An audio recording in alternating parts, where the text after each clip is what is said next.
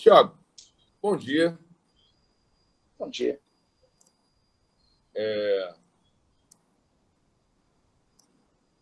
Prazer falar contigo aqui. Já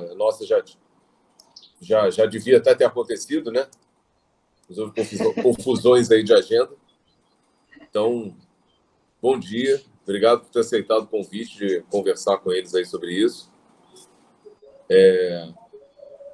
A gente vai falar um pouco aí da tua formação, tua profissão, etc.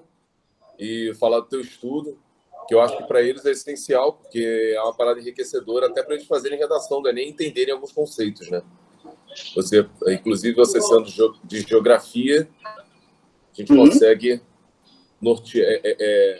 encher, né? Para rechear essa conversa aí. Beleza? Então, meu camarada, para começar, fala um pouco aí da tua formação e para a gente poder saber um pouco mais dessas possíveis dúvidas deles aí. Puxa, minha formação vai começar com um curso técnico em automobilística, lá atrás no Cefet, até 2004, por aí, em automobilística, que era um curso novo, e aí a gente estudava os sistemas dos carros e tudo mais, saber de tudo sobre o carro. Carro, moto, enfim. Depois disso eu fui ver que, bom, o caminho natural seria engenharia mecânica, poderia ser. Só que eu nunca fui muito bom em matemática, né? E aí eu fui para geografia, achando que ia me livrar da matemática, né? Me dei muito mal, me dei muito mal. Tem matemática, né? Tem até duas matemáticas, então, mas consegui, terminei o curso, fiquei apaixonado, era um curso que eu viajava bastante, conheci muita coisa do país e foi muito interessante mesmo, aprendi demais. No meio do caminho, eu comecei a fazer iniciação científica. Na iniciação científica, eu via que eu tinha deixado alguma coisa lá atrás do curso técnico e aí resolvi fazer a junção dos temas. Então, na área de climatologia, a ciência que estuda o clima na Terra, ela poderia se encaixar na questão da poluição do ar. Nessa parte de poluição do ar, eu fechei o meu TCC, né, não sei como é que chama, o TCC ou monografia, né, o trabalho final de curso, e aí eu fui para a USP para poder fazer a parte de também poluição do ar e na parte de geografia física, também em climatologia. Depois de um tempo, eu vi que, puxa, clima e saúde está muito relacionado, muito mesmo. Um amigo meu me deu uma ideia, por que você não vai lá na medicina preventiva e ver, porque a sua área está muito relacionada com a saúde das pessoas. E eu comecei a fazer alguns contatos na Faculdade de Medicina aqui da USP, para poder saber se alguém estava interessado. E o pessoal, quando eu cheguei com o projeto, o pessoal, cara, mas você faz isso mesmo? Pô, legal, faz assim, ó, vamos melhorar isso aqui e tal, só pequenos ajustes e faça a prova. Eu fiz a prova, passei e já estou aí no último ano de doutorado. Então, um resumo bem nos últimos quase 20 anos é mais ou menos esse, né? Claro, tem uma porção de história nesse meio do caminho, mas de forma bem básica é isso aí. Mas que tá. Então, o que te fez escolher foi a proximidade dos assuntos, né? Você foi achando proximidade e foi caminhando para fazer isso, né? Exatamente. Ao invés de entrar num trilho só e fazer tudo na mesma carreira, eu troquei e coloquei tudo pelo mesmo tema, e assim tudo que seria relacionado a ele. Porque nem tudo que tinha no curso técnico era interessante para mim, assim como nem tudo que tinha nas outras também era. Mas, sim, as essências dessas três áreas foram interessantes e aí me fez conhecer muito mais sobre o tema que eu queria estudar. Fica um negócio muito flexível e permite também conversar com os diversos tipos de profissionais. Converso com o médico, converso com o fisioterapeuta, converso com o nutricionista, converso com o engenheiro agrônomo, converso com o engenheiro florestal, converso com o mecânico, né, o mecânico de carros. Então, essa trajetória permite fazer isso tudo. Que engraçado, porque Eu lembro quando a gente era moleque que a gente falava muito sobre isso. Tu era um cara, sempre foi um cara muito político, né? Então, quando você começou a fazer geografia, eu achei que tu fosse enveredar total para geografia política. O que não deixou de ser quando eu passei a pesquisar a poluição da queima da cana-de-açúcar em São Paulo. Porque é um assunto também político. Primeiro que a gente está lidando com um latifúndio, uma distribuição de terras muito desigual no país inteiro, mas em São Paulo é muito ruim, né? Uma venda de uma política de combustível verde, que na verdade não é bem assim, porque não adianta nada você comprar um combustível verde se você tem que queimar a cana lá na plantação. Então, bom, que argumento é esse, né? Então, também tem um lado político. Ao mesmo tempo, na medicina, na parte de medicina preventiva, vamos lá, a gente, ou o Estado, deve proteger o cidadão. Isso é a função dele. Mas proteger para quem? De quem? Então, são questionamentos que a gente vai fazendo que também coloca muito bem um lado político e que, às vezes, as pessoas que já estão nessa área, e desde sempre, não se ligam muito, porque cai no cotidiano e vai embora, né? Então, e aí é isso que eu queria saber. Como o clima se liga totalmente nessa questão de saúde? Né? Como é que a gente acha esse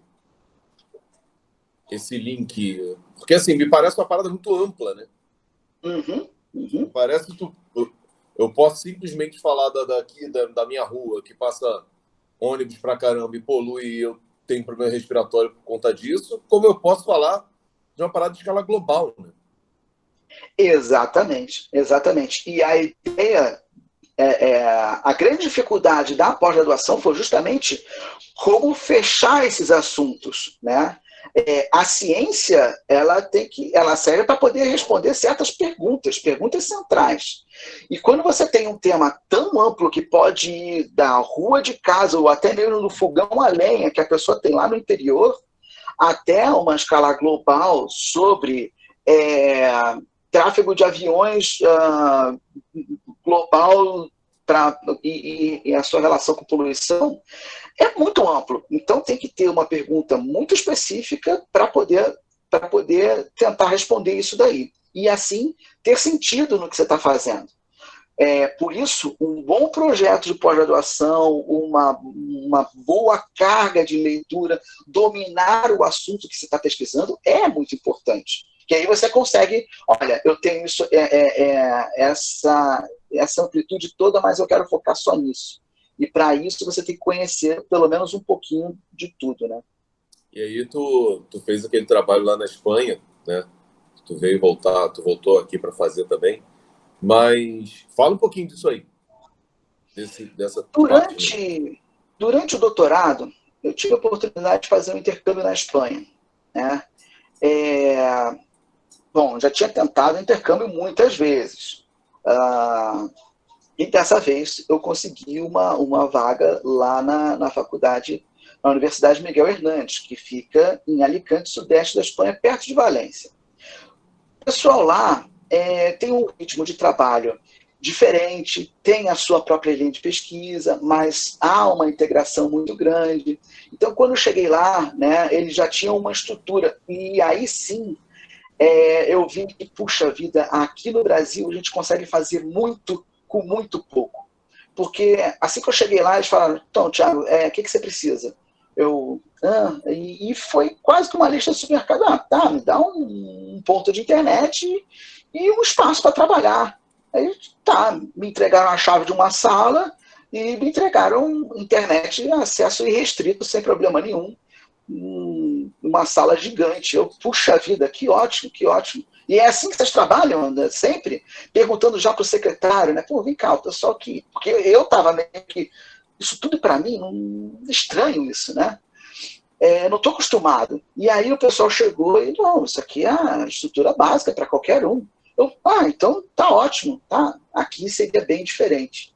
Aqui certamente seria bem diferente. Mas conseguimos, e aí no final da estadia lá eu percebi que nós conseguimos fazer a mesma coisa, só que o nível de pesquisa não é diferente entre uma universidade europeia e uma universidade brasileira.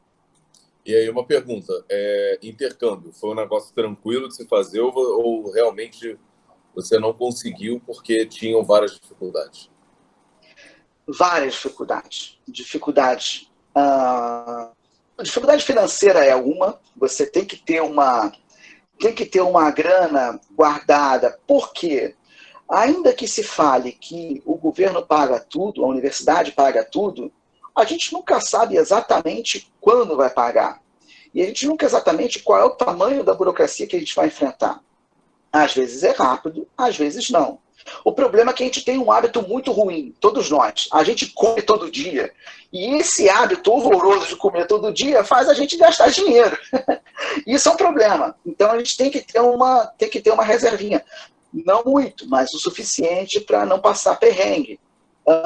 A outra parte é os contatos, que se você tem bons contatos dentro da universidade, e o que eu estou falando de bons contatos? Seja uma boa pessoa. O simples, o simples. Trabalha direitinho, ajuda a pessoa que está precisando. As pessoas estão olhando isso o tempo inteiro, apesar de muitas vezes a gente nem perceber. Mas todo mundo está olhando, todo mundo está avaliando o tempo inteiro. Então, ajuda a pessoa que está próximo de você, ajuda o professor que está precisando de alguma coisa ali na hora, né? Seja uma boa pessoa, faça o seu trabalho e pronto. E aí você consegue conquistar essas coisas. O intercâmbio é só uma delas. Se você seguir isso daí, você vai conseguir quase tudo na vida, né? O curioso é que você acabou de repetir uma coisa que a sua irmã falou. Né? Para quem não viu aí, tem inclusive um vídeo já de biologia em que a Thaís Silveira, né, e o Davi, dois biólogos, por um acaso, Davi, cunhado, e Thaís, irmã de Tiago, falaram a mesma coisa. Faça bons contatos, trabalhe direitinho, tem sempre te observando. Curiosamente, eles falaram a mesma coisa. Mas, cara, então vamos lá. Vamos especificamente para a tua área, que eu acho que interessa muito, porque o bate-papo é muito atual, né? Uhum. Né? E a parada, a gente consegue nortear eles a ajudar, inclusive, em matérias de geografia. Enfim, acredito que em algumas questões de biologia vão cair por aí também, e na própria redação. O clima atual, tá? Como é que ele está ferrando com a nossa saúde? E aí uma outra pergunta. Essa não só alteração de clima, né, que a gente sabe que ferra com a nossa saúde, mas isso aí, será que propicia alguma coisa para, por exemplo, o corona ter mais facilidade de se desenvolver? Excelente pergunta. Estamos tentando responder.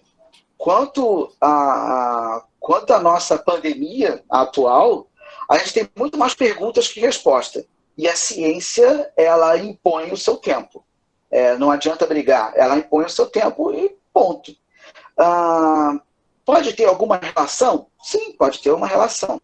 Estamos cada vez mais vivendo aglomerados, muito mais em áreas urbanas, com um distanciamento da natureza muito grande, e não estamos acostumados a conviver mais com os animais silvestres. Isso pode ter contribuído para a pandemia, ou para a disseminação da pandemia. Viver em grandes cidades, viver em espaços desiguais, e aí entra uma outra parte também política. Por que nós vivemos em cidades onde é tudo separado em centro e periferia? Porque o pobre que está lá na periferia, ele é obrigado a se arrastar no transporte público, muitas vezes sem qualidade, que polui mais, para poder trabalhar e aí voltar para casa, repetindo a rotina no dia seguinte. Então, são partes políticas, são partes que tem a ver com a nossa vida, porque estamos deixando cada vez mais o campo e vindo para as cidades. Os tratores agora podem fazer quase tudo automático, né? Já tem GPS do trator que você pode deixar o trator lá e ele é autônomo, não tem problema nenhum. Não, uma pessoa controla 10, 15 se quiser. Então, a pessoa que mora no campo, ela vai querer migrar para a cidade em busca de novas oportunidades, e não está errada. A questão é como o Estado vai gerenciar isso tudo.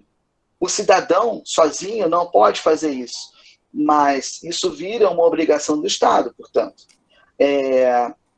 E aí entra o como vamos gerenciar esse problema mundial. Se temos mais transporte, se temos uma distância maior a ser percorrida, estamos expostos a mais poluição. E aí, como vamos lidar com isso? É a grande pergunta do século, eu acho. Mas eu tenho visto muito isso. Cara, uma pergunta até talvez um pouco boba ou inocente. Mas, assim, eu tenho visto que muita coisa tem a tecnologia tem abandonado, por exemplo, a utilização do gás natural para você ter uma cozinha totalmente elétrica. Os carros, aos poucos, né, com muito custo, muito caro, mas há um processo de tentativa de deixar gasolina, etc., de lado para você passar a utilizar os carros elétricos. Mas, assim, esse aumento de uso de eletricidade também não é prejudicial para o meio ambiente? Depende da sua matriz. E toda forma de energia vai ter os seus prós e contras. A gente é uma conta que cada sociedade vai ter que colocar, vai ter que fazer. A matriz energética do Brasil é renovável, sim, mas a que preço? A gente inunda muitas áreas férteis para poder fazer energia hidrelétrica, quando a gente podia estar produzindo alimento. E aí, vale a pena? Não vale a pena? Itaipu teve que inundar, a usina de Itaipu teve que inundar muitas áreas férteis. E aí, vale a pena? Não vale a pena? É uma conta que cada um tem que fazer. Ao mesmo tempo, a migração de uma forma de energia para outra, no caso dos combustíveis fósseis para a energia elétrica e das diversas formas, ela também vai mudar com a geopolítica. Não se esqueça, o Oriente Médio é um problema desde sempre, mas ela se agrava por conta da energia, do petróleo que está lá. Isso faz todo mundo olhar para aquela região com uma lupa, e cada probleminha lá vira sempre um problemão. Se nós mudarmos a matriz elétrica para a eletricidade, essa eletricidade ela não vai se dar na tomada da parede, ela vai se dar através de baterias. Baterias essas que dependem de uma certa tecnologia, que atualmente é a bateria de lítio, íon de lítio. E olha só, onde está a maior mina de lítio do mundo? Na Bolívia. E aí, a Bolívia também tem problemas com o Chile de fronteiras, assim como o Oriente Médio lá. E como é que a gente vai lidar com isso tudo? Queremos transferir todos os problemas do Oriente Médio para cá, para o nosso quintal? Será que vale a pena fazer essa conta? É algo que a gente tem que pensar. O professor Hugo Romero, no Chile, pesquisava sobre isso. Porque se você muda a matriz energética, a gente também tem que dar um grande salto nas fábricas de baterias. E aí, como elas são produzidas? Qual é o impacto ambiental que ela tem? Estamos numa transição. Fato estamos sempre numa transição. E a geração que está vindo vai pegar, provavelmente, um mundo um pouco mais limpo, mas com outros problemas que ainda não sabemos quais. A outra coisa era a questão da eletricidade, mas os motores também estão melhorando. Motores de hoje, mais simples, andam muito mais que os beberrões dos anos 70. Então, também temos uma evolução tecnológica nesse ponto. Isso dá uma sobrevida aos combustíveis fósseis, apesar da gasolina estar a R$5. Não, inclusive, você falou disso aí dos motores dos anos 70, né?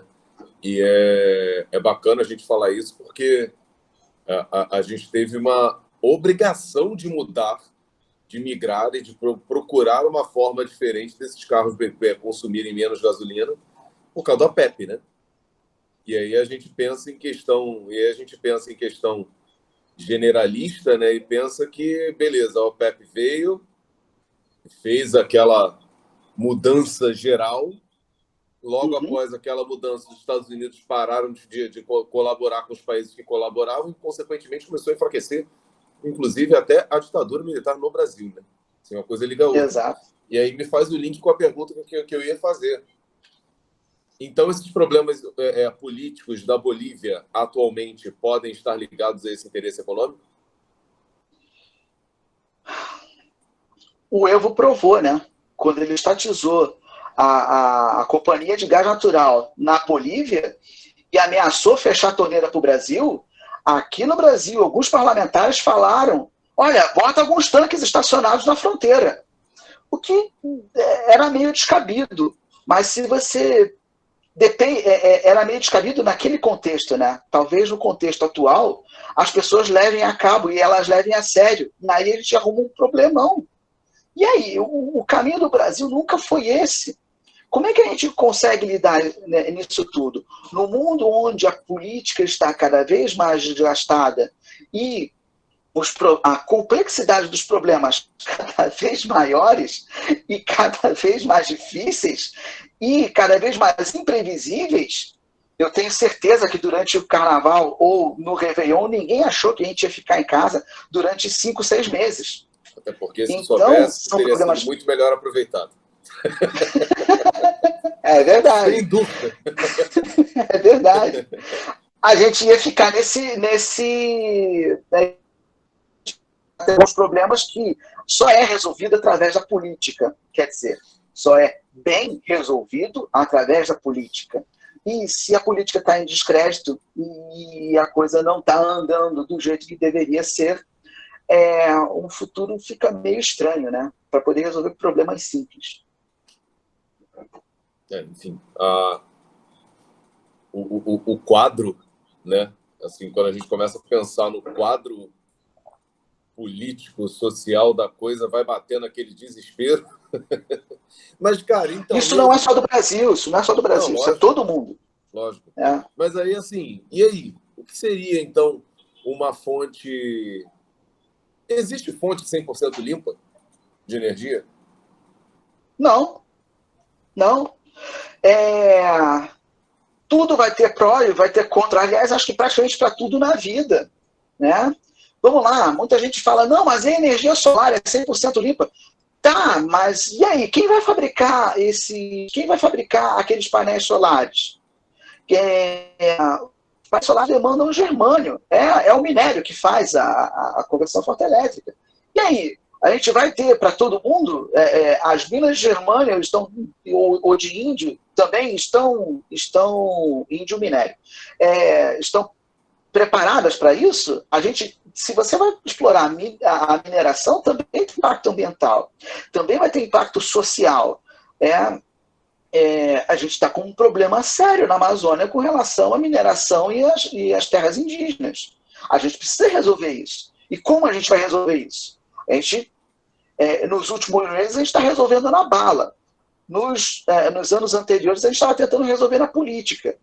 Né? Eu acho melhor resolver na política do que resolver na bala, porque senão vai virar um extermínio. Mas seria um extermínio em prol de uma energia limpa, que seria uma energia solar? Não. A gente precisa fazer as contas de verdade, e é uma discussão que tem que ser trazida para todas as sociedades, para a gente poder saber o que vai e arcar com as consequências. Esse é o principal. Temos sim que arcar com as consequências desses problemas. Ou se a gente quiser, a gente pode voltar para a Idade Média também. Não está descartado. Mas também tem seus prós e contras. É uma possibilidade. Um negócio tranquilo da gente passar, né, a ter servo trabalhando para a gente, né? E, na pior das hipóteses, a gente queima na fogueira. Fora isso, tudo bem. Pois é, mas o pessoal ainda romantizando, né? Falar que a Terra é plana e tudo mais, então. Ok. Né? Outro dia eu estava vendo aqui na minha janela, eu estava olhando assim para a lua e estava pensando, cara, aliás, eu estava olhando para o sol. Eu falei, cara, como a Terra é plana, é legal a Terra ser plana, porque assim, durante o verão bate o sol direto na minha casa. E agora não bate sol na minha casa, mas isso é porque a terra é plana, né? Aí o sol, ele coloca a régua no horizonte, por aí. Enfim. Thiago, então assim, fala um pouco da tua vida acadêmica, cara. Como foi durante esse período aí de... Pô, você teve que fazer muitas mudanças, né? Assim, você se formou no Rio, aí você foi para São Paulo. Fala um pouco aí como é que foi isso aí. E as Quando decisões também, eu... tá? Que é bem legal para eles Oi? poderem... Fala disso aí, fala das decisões também, para eles também verem que... Para não ficar naquela coisa de o cara decidiu tudo, foi fácil, ele fez tudo e acabou. Ah, sim, sim, sim, sim. Não, é complicado, é complicado. Quando eu... Dá tempo de eu contar a história do quando eu deixei a área automotiva? Dá, pô. Acho que dá, né? Eu trabalhava numa concessionária, né? Concessionária razoavelmente grande e tal. E aí eu estava na parte de seguradoras. Nessa parte de seguradoras, eu estava assinando na segunda-feira alguém que bateu no fim de semana, né? E eu, naquele meu vocabulário próprio de oficina mecânica, gritei uma meia dúzia de palavrão, né? Porque o carro estava abraçado no poste, era impossível alguém ter sobrevivido. E aí eu, né, dei uma meia dúzia de palavrão e esse cara aqui tá meio ferrado, né? Esse aí já partiu dessa para melhor. E o cliente tá lá atrás de mim.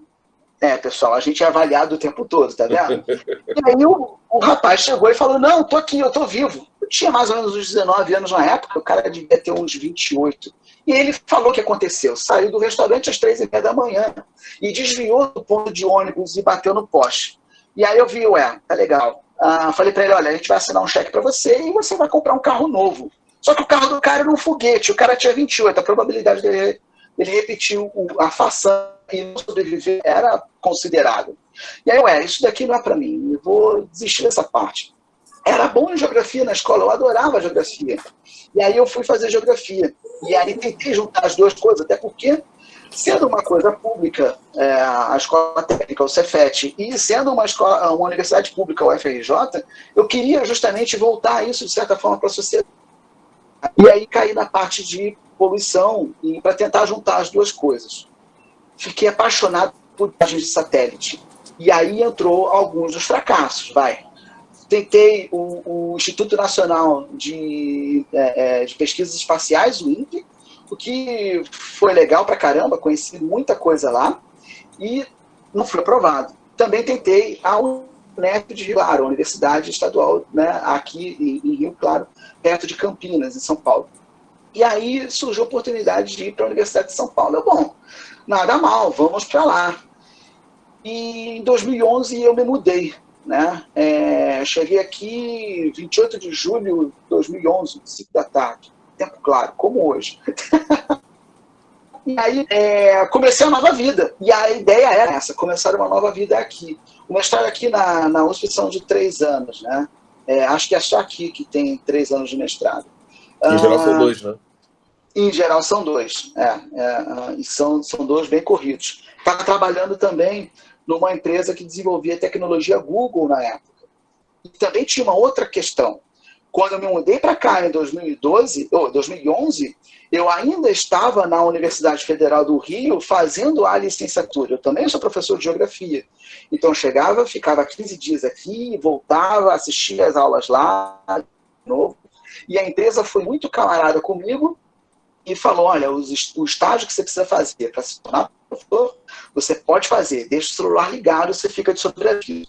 Então, eu trabalhava, estudava e fazia estágio, e aí depois, isso durante alguns meses, aí depois eu trabalhava, porque eu vim trabalhando para cá, estudava, porque já tinha começado a USP, e tinha que estudar na UFRJ também. Então, durante um tempo, levei USP, UFRJ e trabalho ao mesmo tempo.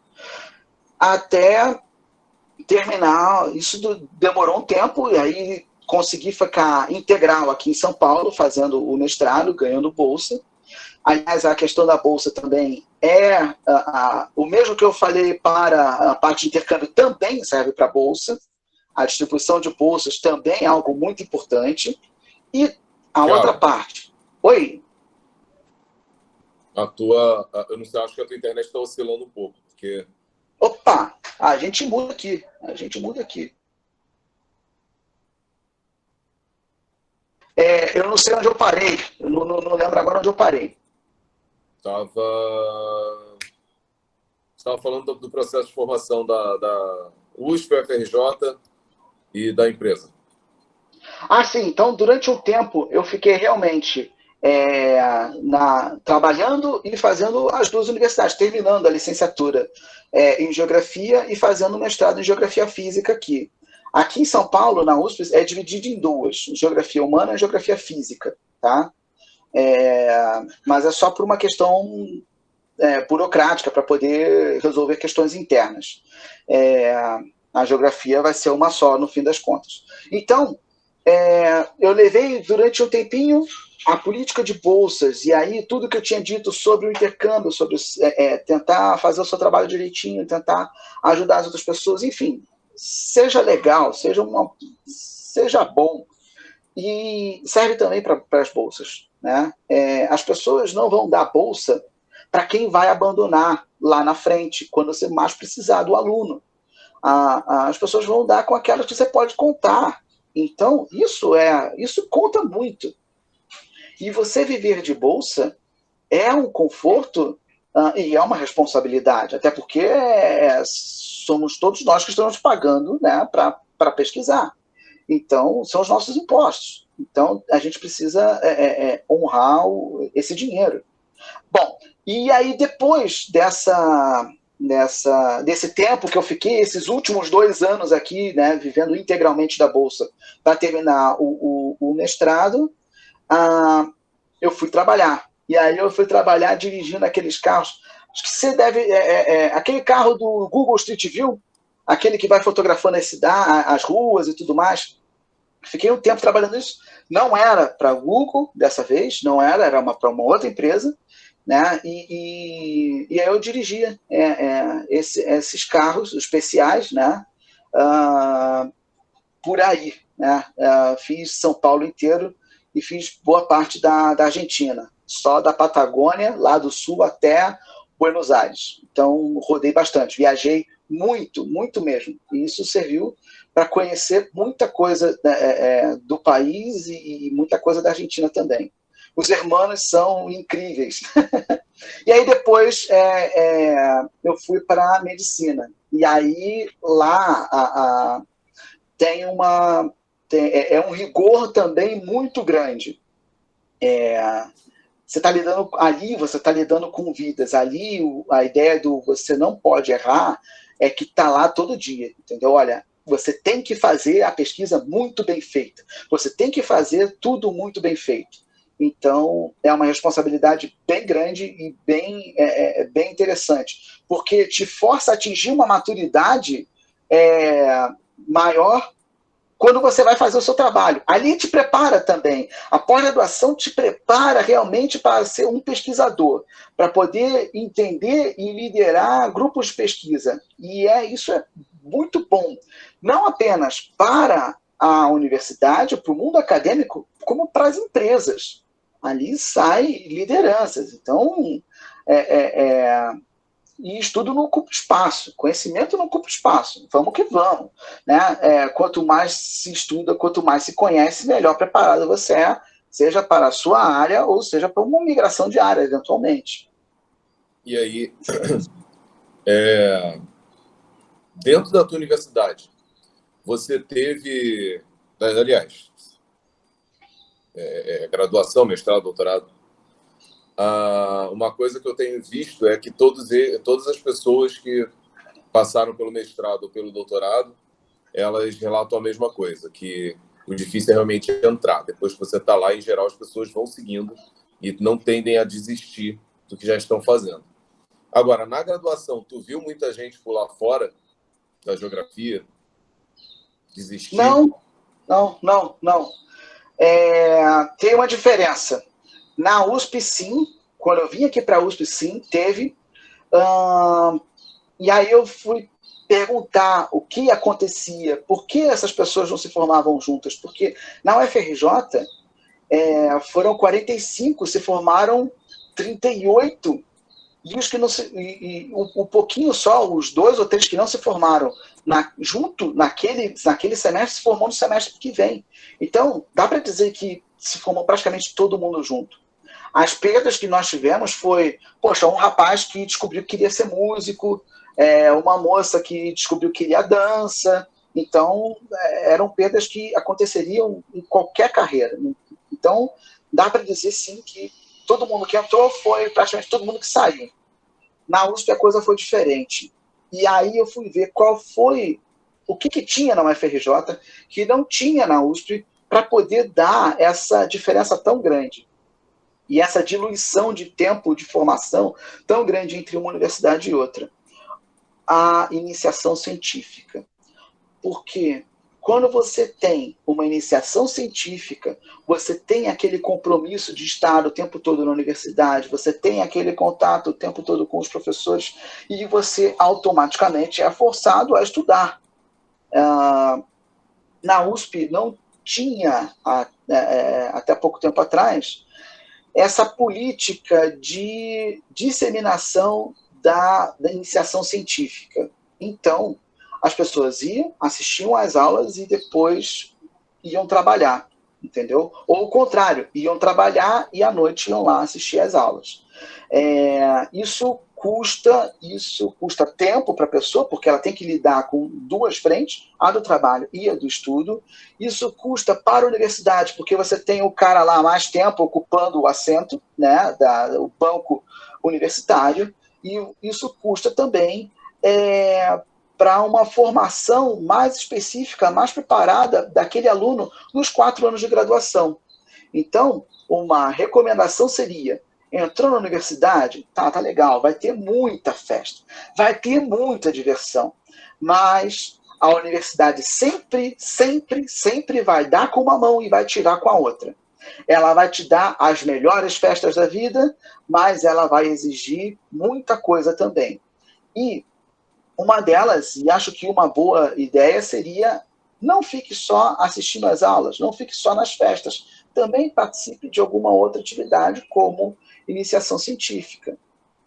Uma vez que está lá dentro, é um mundo de oportunidades. A universidade abre. Pois é, a universidade abre muitos caminhos, né? Tanto dentro da tua área quanto fora da tua área, porque você começa a ter relação com tanta gente, né? Eu, quando fiz a história, do lado do prédio de história tinha música e tinha artes. Então, quer dizer, eu lá dentro eu estava dialogando com a galera de arte, com a galera de música, estava ao mesmo tempo sabendo das coisas, aí de repente eu descobri que à noite tinha filosofia, e eu fui para o lado da filosofia também. Assim, você vai abrindo várias... A universidade te dá essa possibilidade, realmente. É legal para isso se a gente ficar só na parte de estudos, porque tanto na UFRJ como aqui na USP a gente ainda tinha o clube com uma piscina olímpica, a gente ainda tinha o restaurante, a gente podia comer a R$2. Pô, isso é impossível hoje em dia fora da universidade. Mas você tem saúde, você tem lazer, você tem alimentação, isso tudo a universidade já te proporciona. Isso é muito bom. É um mundo muito bacana mesmo.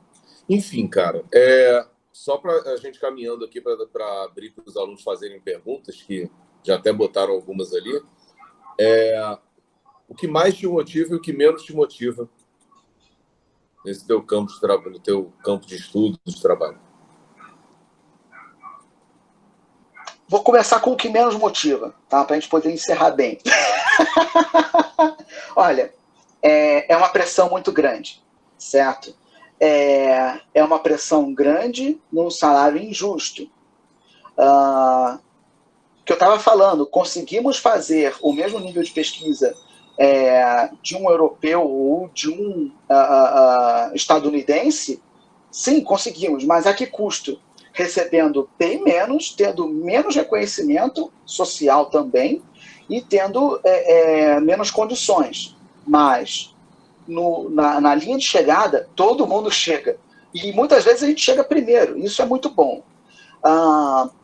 Mas a gente é mal reconhecido, a gente tem mais condições de trabalho, a gente tem uma estrutura universitária, uma estrutura de educação muito deficitária ainda. são coisas que faz a gente pensar duas vezes, né? Muitas vezes, se sentar e fazer a conta rápido, você não entra, não desiste. Porque você vê o estresse emocional e você vê o quanto vai ganhar por aquilo, não vale a pena. Você faz um outro trabalho, que você trabalha horário comercial, chega no fim do mês, recebe seu dinheiro e quando fechar a empresa ou quando você sair do trabalho, você está livre para fazer o que quiser. O trabalho na pós-graduação é um trabalho sem feriado, sem fim de semana, sem nada. Por quê? É um trabalho de criação. Como qualquer trabalho de criação, o problema nunca sai da sua cabeça. A criação está sempre na sua cabeça. Então não tem fim de semana, não tem feriado. Não tem como você fechar a porta e ir embora. Né? A pergunta fica. Se a gente tivesse mais investimento, então, no processo de educação, com certeza teríamos mais pessoas interessadas em seguir esse caminho tão difícil, né? Os meus professores e os professores dos meus professores sustentavam família com o salário de doutor. Família de 4 pessoas, ou até 5. A gente está falando da década de 60, 70. Era normal ter família grande, 4, 5, né? Então, sim, como a gente teve um desinvestimento nesses anos todos, nessas décadas todas, então, se a gente tivesse um pouquinho mais, a gente sairia bem melhor, sim, com certeza. Enfim, o que mais motiva? Isso, a parte boa. A parte boa é a seguinte: você poder conversar de igual para igual com todo mundo. Você tem contato com o mundo inteiro. Conhece lugares, conhece pessoas, conhece culturas. Dentro da universidade, eu não tirei um tostão do bolso para poder conhecer quase todos os estados do país. E o Uruguai. A universidade bancava isso para a gente. Então, e cada cidade que a gente ia, cada lugar que a gente conhecia um pouco do nosso país. E se a gente conhece um pouco do outro, a gente também conhece a si mesmo. Isso é muito legal. E acho que isso é o que vale a pena nessa grande jornada acadêmica. Cada vez mais você se conhece mais. E você sabe as suas limitações, você sabe seus potenciais. Então, na academia te dá tempo de reflexão e na academia te dá a oportunidade para poder desenvolver isso tudo. Ao mesmo tempo, você sabe das culturas, você sabe das sociedades, então você sabe como agir, como falar. E se torna uma elite intelectual num país que é tão sofrido. Isso também deve ser valorizado. Ser é curioso, né? Ser da elite intelectual no país, né? A gente está numa... É curioso essa ideia de elite aqui no Brasil, porque a gente tem um padrão de elite que a gente pensa elite financeira. Aí, quando a gente percebe que existe também a elite intelectual, que não necessariamente é a mesma elite financeira, e que essa elite intelectual ela não está numa disparidade social, financeira muito grande com outras pessoas, é muito engraçado, né? E aí você vê como, pô, beleza, o cérebro do país existe, está produzindo, está crescendo, está criando, mas ao mesmo tempo ele não tem tantos incentivos financeiros assim, né? É meio que equiparado com uma classe média normal, né? E aí você vê a elite mesmo, aí você começa a questionar, e voltando para aquela questão que a gente estava falando, né? Então quem é essa elite milionária do país? Quem é essa elite que controla tudo, as empresas, o sistema agrário? Quem são essas pessoas, né? E aí, puxando um pouquinho para a história, a gente pega que tem muita coisa de herança aí, né? Tem muita herança, muita coisa que foi sendo trazida ao longo dos anos e que se perpetuou, né? Enfim. E que estão misturadas, né? A diferença é que a gente tem uma elite que é faminto com diploma, que é bem visto pela elite que tem dinheiro, mas nem sempre tem diploma. Pois é. Enfim, cara. Então, para a gente encerrar e abrir, de fato, para os alunos perguntarem, qual recado você quer deixar para os alunos que estão a fim de seguir a geografia, o clima, enfim, saúde? Estudem, estudem muito, mas estudem de uma forma, não da forma só o que está nos livros. Também observem, também levanta a cabeça e olha o que está em volta. Faz um exercício, pega um ônibus, vê qual seria mais ou menos a vida de cada pessoa que está ali. Veja a sociedade que você está inserida. Olha exatamente onde, em que meio que você está se encontrando. Né? Porque muita coisa não está só no livro. Muita coisa está só quando você levanta e olha o horizonte, e olha as outras pessoas. Eu acho que isso daí vai te fazer uma pessoa melhor, vai te fazer uma pessoa com uma desenvoltura na escrita e uma desenvoltura nas ideias bem melhores do que você só ficar estudando pelos livros, somente pelos livros. Os livros também são muito importantes, mas somente pelos livros não dá. É necessário observar, é necessário olhar quem está ombro a ombro com você. É necessário ter também, inclusive, um pouco de empatia. Empatia não faz mal a ninguém, isso é muito bom. Lembrando que geografia é uma ciência humana, portanto, né? Sejamos um negócio chamado humanos. Então, cara, então agora a gente abre para os alunos fazerem perguntas, na pergunta que eles tiverem dúvidas aí. E a Ana, ela tinha começado fazendo uma pergunta, que foi, a gente está falando de energia limpa, ela falou, limpa você diz apenas as matrizes, né?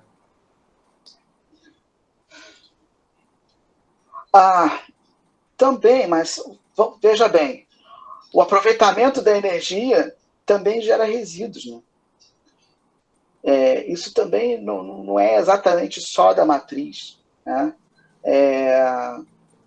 Eu acho que você tem a matriz, vamos lá, combustíveis fósseis, tá legal, você vai queimar aquilo ali, vai gerar um impacto, beleza. Mas você também tem o fruto dela. Qual seria o fruto? Seria alguma coisa, ainda que seja um combustível para ônibus, ou um óleo diesel, uma gasolina. Tá, mas você também está gerando ao mesmo tempo, para gerar energia, gerando resíduos. Isso também é um problema. Ainda que você use para a eletricidade, se você usa a eletricidade para aquecimento de certos ambientes, não sei o que, você também está consumindo e às vezes não está tendo a eficiência necessária. Então, de qualquer jeito, está gerando impacto. E nem sempre isso tudo é muito limpo. Ou isso tudo, em grande escala, vai causar algum problema. Então, acho que era por aí. Eu acho que eu consegui responder a pergunta. Não sei, era isso aí mesmo? Então, como ela não está aqui, ela caiu, eu acho. Uhum. Depois eu encaminho essa resposta para ela. Mas a Luísa está perguntando aqui. Quais são as áreas de atuação, professor? Beleza. Área de atuação: geoprocessamento, sensoriamento remoto. Ai, geoprocessamento, caramba, que palavrão. Não. Geoprocessamento, elaboração de mapas, sensoriamento remoto, imagens de satélite, a parte aeroespacial como um todo. A aplicação disso é muito ampla, muito ampla. Durante a epidemia, eu fui voluntário, né, pela Faculdade de Medicina para poder ajudar no que fosse necessário. Ainda bem, não foi necessário, não me chamaram, mas poderiam ter chamado. E o que eu estava pensando? Desenvolver os mapas de epidemiológicos. Onde está cada um? E hoje a gente tem os aplicativos disso daí. Hoje você consegue, com tecnologia nacional, ver se na sua rua tem alguém com Covid. E eu só estou dando um exemplo para o uso do geoprocessamento. O outro, Waze, Google, né, também são outras coisas. A veterinária, acho que o exemplo mais assim incomum, mas que para mim fez todo sentido quando foi explicado, era o geógrafo poderia trabalhar com a veterinária, desenvolvendo mapas onde o estresse hídrico no pasto poderia gerar algum problema de nutrição para a criação de gado, ou gado de boi ou vaca, ou outros, né? Então, a área de geoprocessamento é uma área muito promissora, muito abrangente. Tá? a maior parte das pessoas aqui na USP, se eu não me engano, na UFRJ, iam para a sala de aula, o que também é muito interessante, né? Principalmente a área pública, eu acho que o ruim o ruim das escolas, não é da carreira de professor, não é exatamente o salário, são só as condições de trabalho. Mas isso são coisas que você consegue resolver muito mais rápido do que resolver o seu problema de salário, né? Então, dá para fazer. E em boas universidades sempre tem melhores oportunidades lá na frente. Então, fazer um esforço agora para entrar numa boa universidade e garantir um estudo de qualidade vai te dar melhores oportunidades lá na frente. A outra coisa seria também a área acadêmica. Acho que a terceira grande área seria a área acadêmica, justamente seguir na parte de mestrado, doutorado e tudo mais para poder ser um professor universitário. Tá? A gente teve, durante os últimos anos, uma expansão da carreira universitária, né? Uma abertura de muitas universidades, então isso também ainda pode acontecer novamente e tem que ter gente preparada, porque acontece muito de abrir as vagas, mas não ter vaga para ser preenchida, não ter gente para preencher essa vaga. João, na opinião do senhor, esse momento de pandemia serviu para a maior valorização da ciência e da pesquisa nacional? Acho que a gente ainda não tem, né, Júlio, um distanciamento histórico, né, para poder responder. Olha, para muita gente sim, e para outros não, tá? E aí vai encaixar um problema que tem também na ciência, a divulgação dos seus próprios frutos, dos seus próprios resultados. Na Europa, durante o tempo que eu tive intercâmbio, eles tinham, na Faculdade de Geografia lá, uma preocupação extrema. Eles tinham uma pessoa dedicada só para isso, para divulgar os resultados das pesquisas da geografia, em específico de climatologia. Eles dedicavam um empregado para isso. Então, para você ver, e um empregado europeu é um empregado bem caro. Então, para você ver o tamanho da atenção que eles estavam dando para isso. Aqui, a gente ainda está precisando de uma melhora na divulgação dos resultados científicos, do fruto da pesquisa científica. Então, para tentar responder essa pergunta específica, a gente, para um grupo de pessoas, sim, aquelas que conseguem compreender, absorver a razão da ciência nisso tudo, para outras pessoas não. Para outras pessoas, tá legal, ó. Você tem aí a USP, mas isso aí deve ser pago, isso daí é para rico, isso daí é só para quem tem condições, isso daí, coisas que eu já cansei de ouvir. Aliás, aqui eu fui embaixador embaixador da universidade em uma escola pública. E a pergunta que eles mais fizeram, tá, mas você tem que pagar quanto para entrar lá? A universidade é pública, você não tem que pagar nada, é só fazer a prova, entende?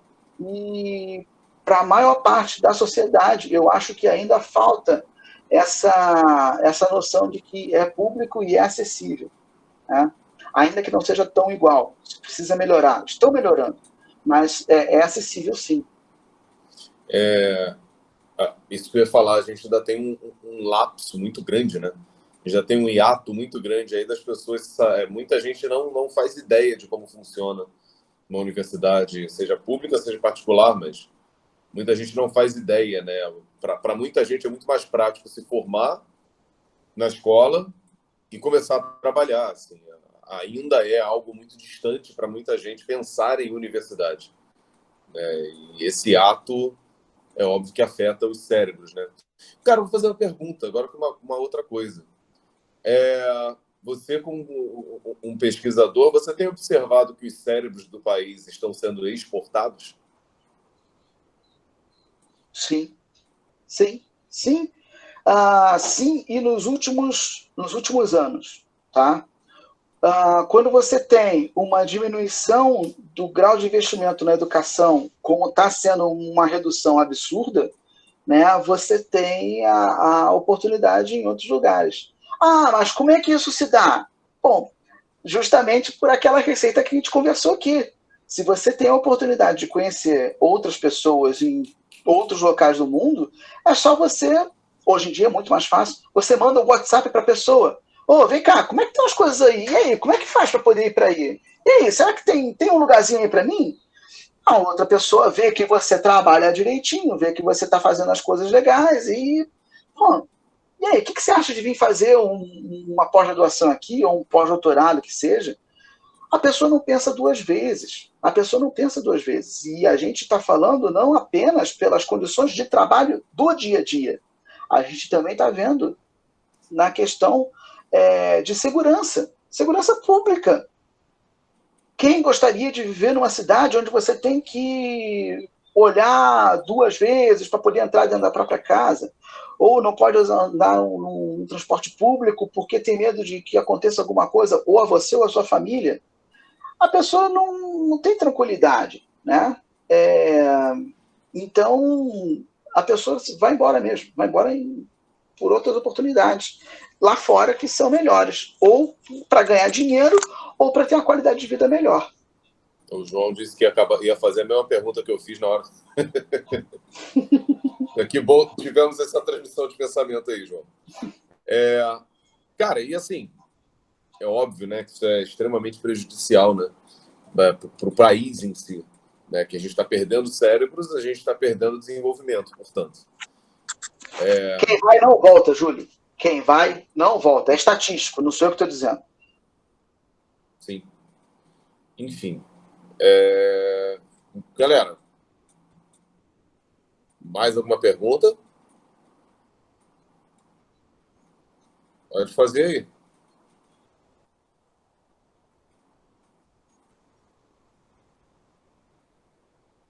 Sim. O Brasil tem um bom monitoramento de qualidade de ar? É o tema da minha tese. A minha tese de doutorado justamente fala sobre como os estados, os governos, né, eles lidam com esse problema da qualidade do ar. Então, eu pesquiso Rio de Janeiro, São Paulo, Porto Alegre, Buenos Aires e Montevidéu. Tá?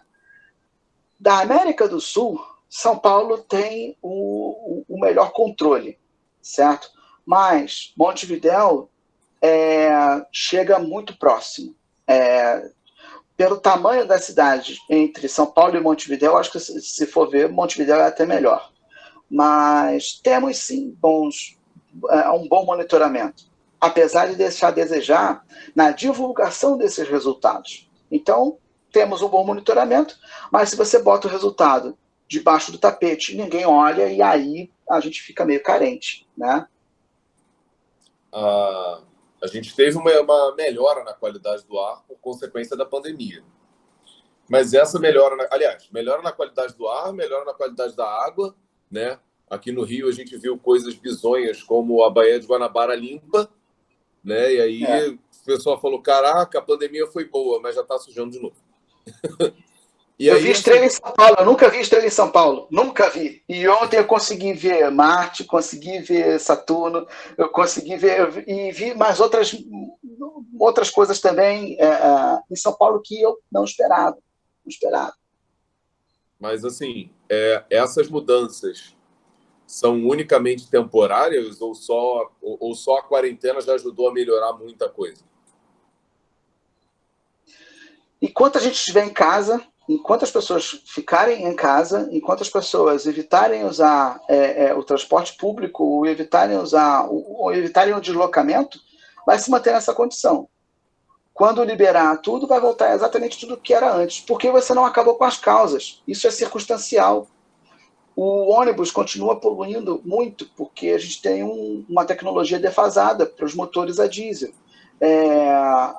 A gente não mudou nada nas vias, nas ruas, nas vias. Então, a gente vai continuar tendo engarrafamento. Então, se a gente não fizer nenhum investimento nessa parte, o fato da gente ser forçado a ficar em casa é circunstancial, assim como a limpeza no ar vai ser circunstancial. Enfim, as duas perguntas aqui. Os mais responsáveis pela péssima qualidade do ar são os veículos automotivos? São. A gente ainda tem carros com tecnologia, com uma boa tecnologia ainda muito caro, tá? Acho que você dá 50 mil num Kwid, que é o nosso carro mais popular, ou então 45 mil num Mobi, é muito caro. Mas são motores que têm uma tecnologia razoável. Mas quem vai dar 45 mil num Mobi? Entende? Ainda não é acessível. Por não ser acessível, ficamos com o que está mais antigo, que é mais acessível.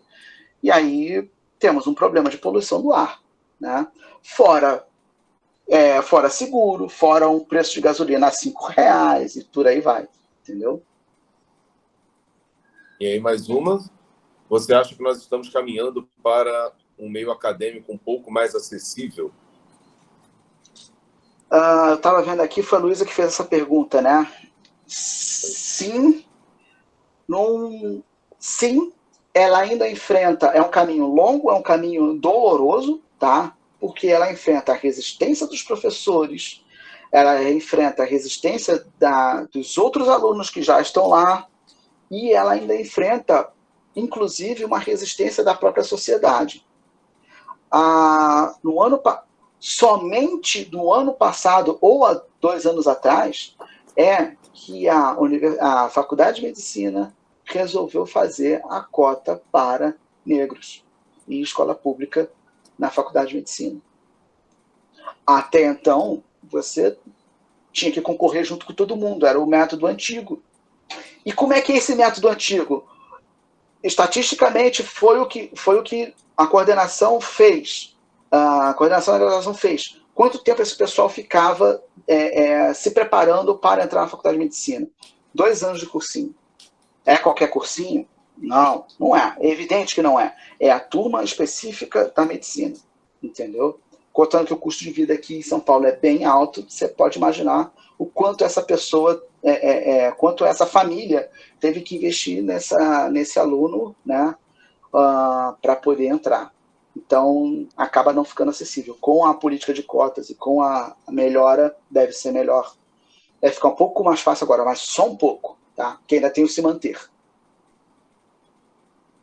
Quando você falou de terra plana, eu lembrei que isso também é uma consequência disso. A falta de estudo, né?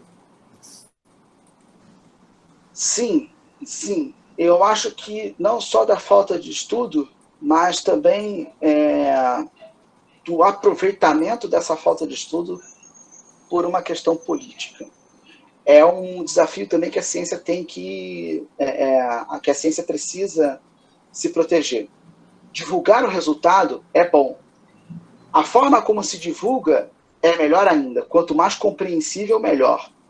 Agora, se blindar de como isso vai ser usado é muito, muito, muito importante. Porque senão você vai ter as fake news, vai ter as deturpações dos resultados do seu próprio estudo, né? Usado para um lado ou para outro.